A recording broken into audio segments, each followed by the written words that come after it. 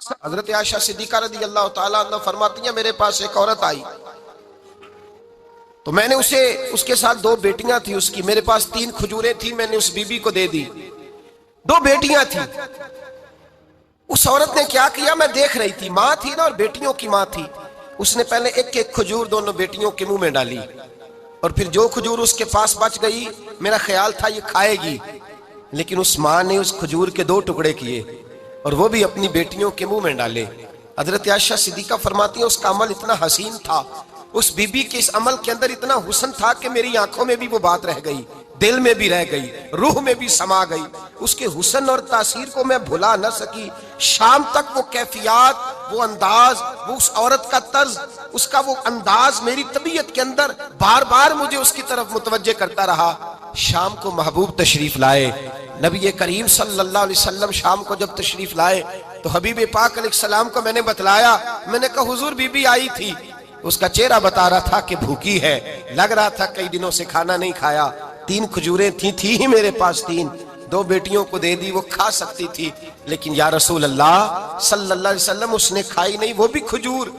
2 ٹکڑے کر کے بیٹیوں میں بانٹ دی ہے۔ حضرت عائشہ کہتی ہے دیر تک حضور میری بات کو سنتے رہے، دیر تک میری طرف دیکھتے رہے، اس تصور کو، بیٹی کے پیار کے اس ذائقے دیر تک محبوب محسوس کرتے رہے، اور پھر فرمایا عائشہ جو دنیا میں بیٹیوں کی وجہ سے آزمایا جائے گا، جب قیامت کا دن آئے گا تو رب اس سے حساب نہیں لے گا، بے حساب ہی جنت میں داخل فرما دے گا۔ اللہ پھر اس سے حساب نہیں لے گا جو بیٹی کے سبب سے آزمایا جائے۔ یعنی حضور نے باپ کو کہا کہ بیٹی کو مصیبت نہ سمجھنا، اگر کبھی اس کے میکے سے جھگڑے کا پیغام بھی آ جائے، اگر کبھی دوبارہ تجھے اس کی طرف پلٹ کر جانا بھی پڑے، میرے نبی پاک صلی اللہ علیہ وسلم سے کسی صحابی نے کہا تھا یا رسول اللہ بہترین صدقہ کون سا ہے؟ حضور بہترین صدقہ کون سا ہے؟ وہ میرا مال جو اللہ کے راستے میں خیرات کروں تو رب مجھے زیادہ اجر عطا کرے، وہ کون سا ہے؟ تو میرے نبی پاک نے فرمایا اگر تیری بیٹی واپس لوٹ آئی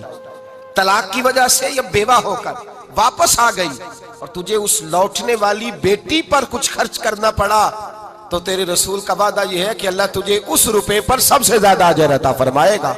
اس پیسے پر اللہ تجھے سب سے زیادہ۔ انہیں بوجھ نہ جاننا، ان کی آزمائشوں پہ پریشان نہ ہونا۔ گھر کبھی بیٹی کا پیغام آ جائے